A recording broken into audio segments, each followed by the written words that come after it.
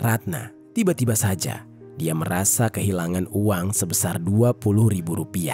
Padahal di saat itu Ratna mengingat kalau dia belum dan tidak pernah menggunakan uang tersebut. Halo Sobat Pena, apa kabar hari ini? Assalamualaikum warahmatullahi wabarakatuh. Hari ini kita akan kembali membahas kejadian-kejadian mengerikan, kisah nyata yang terjadi di muka bumi ini. Kisah kali ini terjadi di Klaten pada tahun 2023. Bercerita tentang seorang wanita yang mengalami nasib tragis usai dihabisi secara brutal.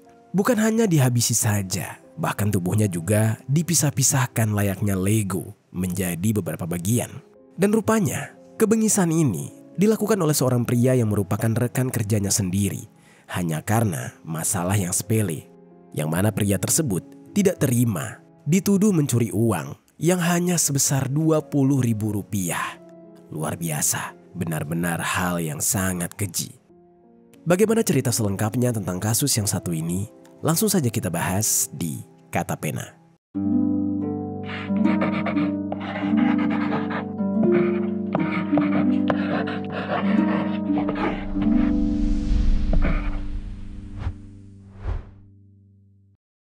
Ya, sakit hati dituduh mencuri uang sebesar Rp20.000. Seorang pria di Klaten, Jawa Tengah tega kerjanya yang seorang wanita. Usai melakukan aksi, pelaku menyerahkan diri ke Polres Klaten, Jawa Tengah. Sebelum kita mulai ke ceritanya, jangan lupa untuk subscribe channel ini dan bagikan video ini ke teman-teman kalian. Cerita ini dibuat berdasarkan berita yang sudah beredar dan diterbitkan oleh beberapa media publik yang aku sajikan dan aku rangkum dalam bentuk alur cerita. Kita mulai ceritanya. Jadi sobat, ada seorang pria yang bernama Turah alias Daud. Daud ini merupakan seorang pria berusia 40 tahun yang merupakan warga asli Bandung, Jawa Barat. Tidak diketahui dengan jelas apakah Daud ini sudah menikah atau belum, karena tidak ada informasi yang menjelaskan terkait hal tersebut. Namun saat ini, Daud tinggal jauh dari tempat asalnya, yaitu di Desa Nangsari, Jawa Tengah. Saat ini, dia justru mengadu nasib di Dusun Kemiri, Desa Sumberjo, Kecamatan Silomerto, Wonosobo, Jawa Tengah, untuk bekerja agar bisa memenuhi kebutuhan hidupnya sehari-hari. Saat dia mendapatkan pekerjaan tersebut, Daud sangat bersyukur, mengingat dia agak sedikit kesulitan mendapatkan pekerjaan di tempat asalnya, karena banyak orang yang menjauhi dia dan takut kepada dia karena dia memiliki masa lalu yang kelam. Ternyata Daud ini merupakan seorang residivis pengeksekusian, di mana dia pernah dibui di Nusa Kambangan, Cilacap pada tahun 2009. Daud ini baru bebas dari penjara pada tahun 2017 dan di saat itu Daud dipenjara karena menghabisi nyawa seorang wanita di Wonosobo yang tidak diketahui identitasnya karena tidak ada media atau sumber informasi yang menceritakan secara detail tentang masa lalu Daud ini. Namun yang jelas kabarnya Daud menghabisi nyawa korbannya tersebut karena dia tidak terima dibohongi oleh si korban di masa itu. Lalu singkat cerita, setelah dia bebas dari penjara, Daud saat ini berupaya untuk bertaubat dan menjalani kehidupan yang jauh lebih baik lagi. Dan meskipun sudah berupaya untuk berubah jadi lebih baik, rupanya banyak masyarakat sekitar yang masih takut terhadapnya. Sehingga mungkin saja Daud ini jadi susah mendapatkan pekerjaan. Saat dia mendapatkan pekerjaan, Daud benar-benar bersyukur dan tidak menolaknya. Dia rela untuk pindah ke kota lain demi hal itu. Jadilah Daud bekerja sebagai asisten untuk menjaga toko beras. Terkadang dia juga diminta untuk bersih-bersih kebun, rumah, atau sekitar halaman toko beras di wilayah Dusun Kemiri, Desa Sumberjo, Kecamatan Silomerto, Kabupaten Wonosobo, Jawa Tengah.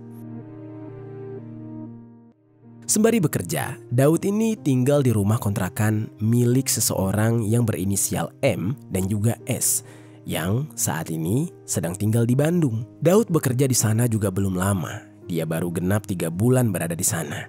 Daud bertugas membantu atau menjadi asisten seorang wanita yang sudah bekerja lebih lama di sana. Wanita tersebut adalah wanita paruhbaya yang berusia 56 tahun, bernama Ratna dan merupakan warga Dusun Kemiri, Desa Sumberjo.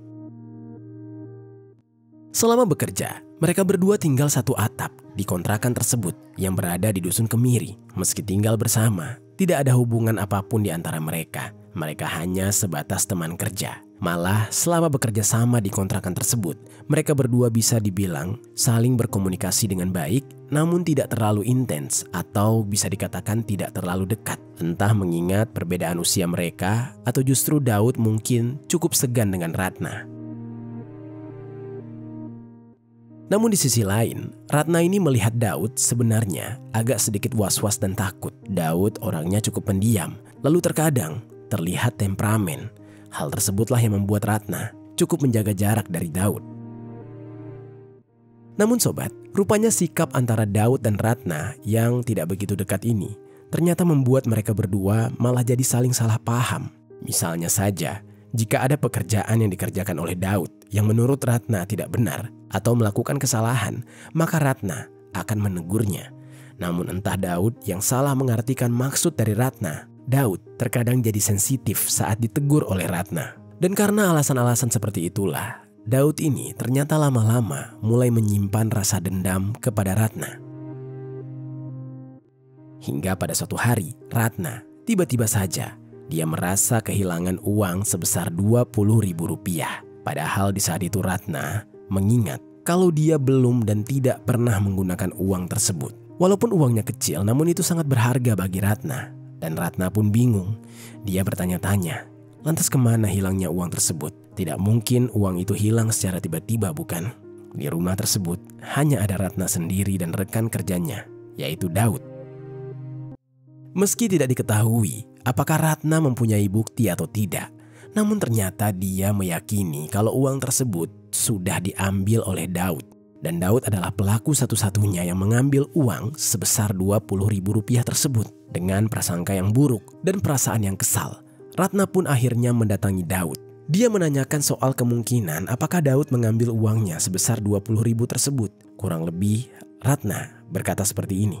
Daud, kamu lihat uangku nggak Rp20.000? Kamu yang ambil ya? Kata Ratna sembari bertanya, namun sembari juga menuduh Daud. Daud yang tidak terima lantas kesal. Dia menyahuti kurang lebih seperti ini. Gak usah asal nuduh ya, saya gak ambil uang itu, tegas Daud kepada Ratna. Meskipun Daud sudah menyangkal tuduhan tersebut, ternyata tetap saja Ratna entah mengapa tidak percaya dan meyakini kalau uang Rp20.000 itu memang diambil oleh Daud. Lalu selesailah pertengkaran kecil tersebut dengan jalan buntu. Uang Ratna juga tidak kembali dan Daud tidak mengakui kalau dia yang mengambil uang tersebut karena memang dia merasa dia tidak pernah mengambil uang Ratna sepeser pun. Singkat cerita, waktu pun terus berlalu, namun ingatan dan kecurigaan Ratna terhadap uangnya yang dia yakini sudah diambil oleh Daud masih belum juga hilang dari ingatannya. Meski nominalnya memang tidak terlalu besar, tapi mungkin bagi Ratna ini bukan hanya soal uang, tapi juga soal ketakutannya bahwa Daud bisa saja lebih nekat lagi, entah mungkin mencuri hal yang jauh lebih besar lagi. Meskipun kecurigaan tersebut tidak berbukti dan masih hanya sebatas ketakutan. Selama 2 minggu waktu berjalan, Ratna di beberapa kesempatan masih kerap mengungkit-ungkit soal uang 20.000-nya yang dituduhkan dicuri oleh Daud. Dan di sela-sela perang dingin di antara mereka, Daud sempat menegur Ratna. Mungkin maksudnya untuk memperbaiki hubungan dan komunikasi mereka. Namun ternyata Ratna yang masih merasa kesal terhadap Daud sama sekali tidak menghiraukan teguran Daud. Dan hal itu ternyata membuat Daud jadi tersinggung dan sakit hati. Hingga pada puncaknya, Daud tidak lagi bisa menahan rasa kesalnya yang selalu dituduh mencuri uang. Semakin lama, dia merasa dendamnya kepada rekan kerjanya tersebut semakin dalam. Dan pada akhirnya, dia mulai gelap mata. Tabiatnya sebagai seorang residivis yang pernah menghilangkan nyawa orang, tiba-tiba muncul kembali. Daud pun memutuskan ingin mengakhiri hidup rekannya tersebut. Pada hari Senin tanggal 19 Juni tahun 2023, di saat itu dia berpikir, mungkin agar hidupnya tenang tanpa gangguan dan tuduhan dari orang yang menurutnya sangat menyebalkan itu, maka dia harus menghabisi nyawanya. Pada saat itu, tepat di hari Kamis tanggal 22 Juni tahun 2023, sekitar pukul 1.30 waktu Indonesia Barat. Di suasana dini hari yang gelap dan sunyi, tiba-tiba saja ada pemadaman listrik di daerah tersebut. Namun entah kenapa, Daud di saat itu masih terbangun saat terjadi pemadaman listrik di saat itu, dan dia melihat keadaan rumah kontrakan yang sangat gelap karena pemadaman listrik. Tiba-tiba muncullah ide ingin menghabisi nyawa Ratna yang dia rasa itu adalah waktu yang tepat. Daud pun memutuskan untuk melancarkan aksi eksekusinya terhadap Ratna pada malam itu juga. Daud di saat itu mencoba berjalan menghampiri dan mengetuk kamar Ratna dengan modus ingin berpura-pura minta lilin. Ratna yang di saat itu, yang entah sudah tertidur atau masih terjaga, tiba-tiba menyahut dan beranjak dari kasurnya untuk membukakan pintu. Melihat keadaan rumah kontrakan yang gelap gulita, lantas Ratna bingung dan bertanya-tanya, kurang lebih seperti ini.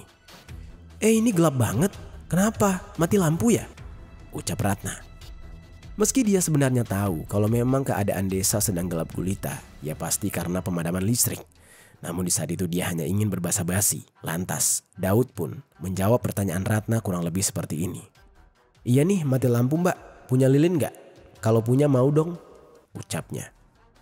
Belum sempat Ratna menjawab, tiba-tiba Daud langsung masuk ke dalam kamar Ratna sambil mencekik lehernya sampai nafas Ratna tersendat. Ratna di saat itu mencoba melawan. Dia berusaha agar dia bisa melepaskan cengkraman kuat di lehernya agar dia bisa bernafas.